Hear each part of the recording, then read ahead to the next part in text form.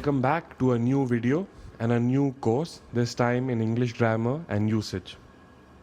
Now, grammar and usage is often an ignored subject by most test takers and by most people even in school. But as far as the exam is concerned, it is very, very important because not only there are maybe 4 to 5% direct questions, it plays a huge role in your reading comprehension skills, your critical thinking skills, your parajumble kind of questions, or anywhere where their language is concerned, the concepts of grammar will play an important role.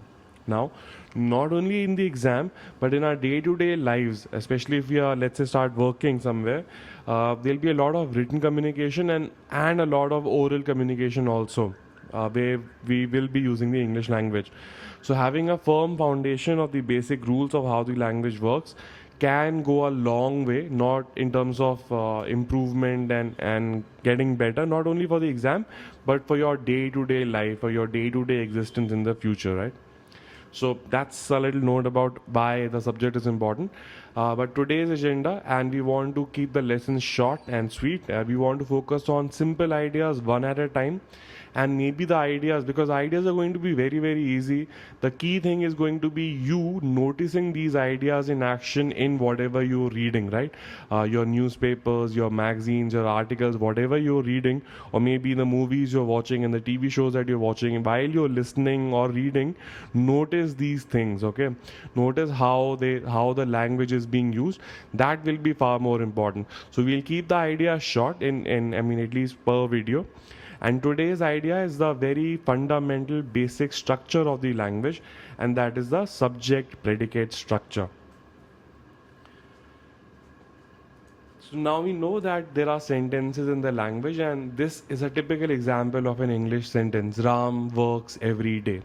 So now in any English sentence, we name some person or thing. Something is named, right? We mention a name, and then we give some information about the name. We say something about that person or that thing, right, that we just named. So there is always this central character and something is said about that character, right? Or there is a character and something is said about that character. Now in the English grammar rules, the words are often difficult, and the words for these terms are subject and predicate, right? Subject is the thing or the person that is named, and predicate is what is said about that person. Yeah.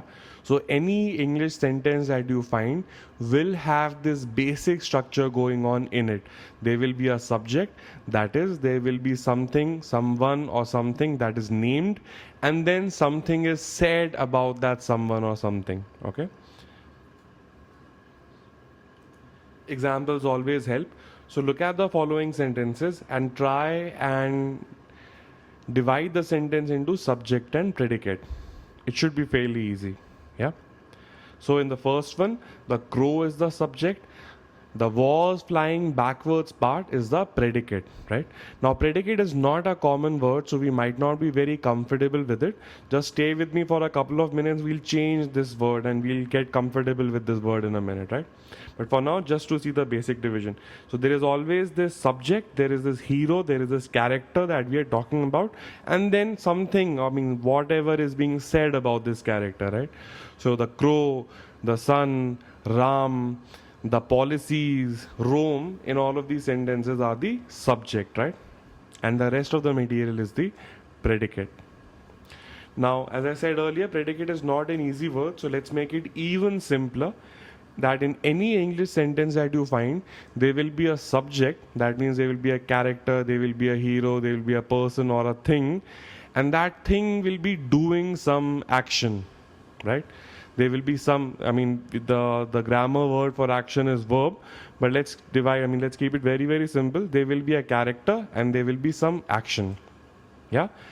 This is the basic structure of almost all languages, right? If you look at Hindi or English or Bangla or Tamil or Sanskrit or Japanese or Chinese, this structure is going to be there everywhere. The ordering might be different, but is always going to be some character and something is said about that character, right?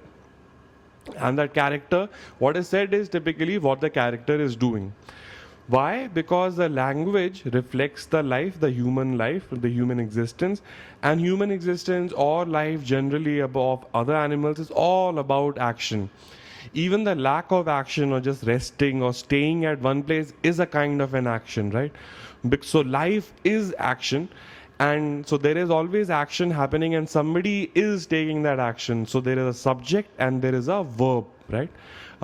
We started with subject and predicate. We want to replace that predicate verb with something more practical, and that's why we're considering verbs. So, and we look at the life around you. There is, and look at in whatever language you're using, Hindi or Marathi or English or Sanskrit.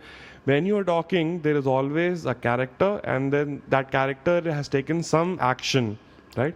So there is a subject and then there is a verb. So in all of these sentences, Ram is the subject. So he reads, works, is working on, exercised. All of these are verbs or actions that Ram has taken or is taking or will take, etc. Okay.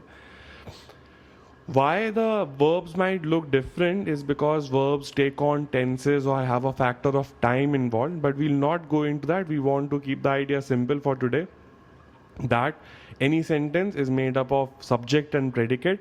Predicate might be a difficult word, so we're simplifying it for ourselves, saying there is a subject and there is a verb. There is a character, and that character is typically taking some action. Even when you think that, even when the person is not taking action, is sleeping, sleeping itself becomes a kind of an action. Okay. Now, just to add to that idea a little bit more, because this basic structure will impact everything and influence our understanding of all other things that we learn later. So this is very, very important. So we know now that in any English sentence there is a subject and there is an action, there is a verb, right? Another thing that may be there a lot of times, but not always, but a lot of times, is the object. Because you've also seen your day-to-day life, a lot of times the action taken by a character is taken on another thing or on another character, right? So Ram is the subject, kicking is the action. Ram kicked the ball. The ball becomes a receiver of the action, right? The action is being executed upon the ball, right? So take your time, grasp this idea that we understood earlier, that there is a subject and there is a verb, there is a character and there is an action, there is a subject and a predicate. Now we're looking at, sometimes the verb will have an object, right?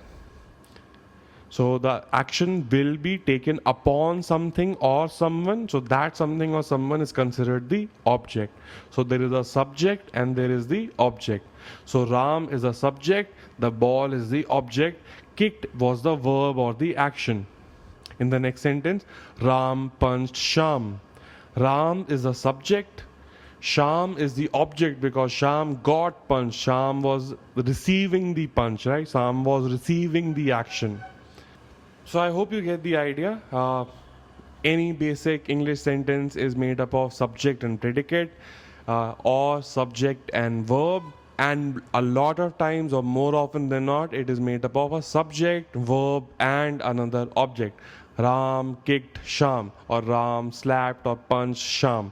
So Ram is a subject, slapping is the action is being taken upon someone, being executed on something. So that something or someone becomes the object. Because in things that we learn in the future, this subject will play out a very this structure will play out a very, very important role. Okay,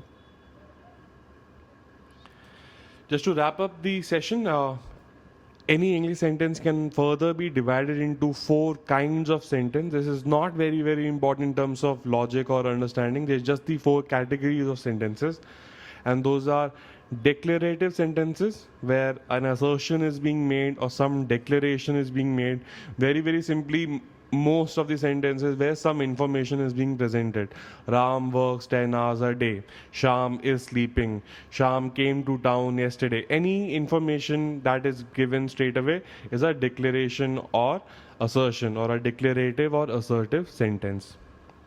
The next kind of sentence could be interrogative. Now, interrogative is anything with a question mark. Where do you work? What is your name? Where do you live? What are your plans? Anywhere there is a question mark involved, such a sentence will be called an interrogative sentence. Third category is the imperative sentence. Now, if you've seen Harry Potter movies, there was a curse called Imperio, or maybe you have heard of the word imperial or empire or emperor. So basically, imperative is about a command. So whenever you are instructing someone, close the door, open the window, shut up, sit down. So such a sentence is known as an imperative sentence. The last in the category of sentences is an exclamatory sentence, right? Now, in an exclamatory sentence, emotion is being expressed. Yeah? How cold the night is. What a shame. What a wonderful game. Oh, wow. Right? So, anywhere, and especially in written language, it will be followed by an exclamation mark which shows feeling or surprise. So such a sentence is known as an exclamatory sentence. Yeah. So that's it for today. That's what we meant by grammar and usage mini lessons. We want to focus on one idea at a time, and today's idea or your activity for the rest of the day is whatever you read, look at the sentence and see if there is a subject and a predicate. Predicate is a difficult word, so see if there is a subject and a verb. Now, how this will play out in theory and exam point of views. There's a category called subject-verb agreement, right? I mean, these kind of questions are there in the exam. So when we look at that subject-verb agreement, we should be very, very clear about what a subject-verb basic structure is, and then we can worry about agreement, etc. Or when we start discussing pronouns, there will be certain cases of pronouns, subjective pronouns and objective pronouns. So once again, this idea, basic structure of there being a subject and an object will come back again and again. So it's very, very important that we understand that this is how the language works. An interesting thing that you can do, especially if English is not your mother tongue or not your primary language, is compare this subject verb object structure with your language. Say for example, my mother tongue is Hindi, and in Hindi the same sentence would become Ram ne sham ko mara. That means they will be I'm first naming the subject, then the object, and then the verb. That's how primarily Hindi is different from English. The English structure is subject, verb, object, and the Hindi structure seems to be subject, object, and then the verb, right?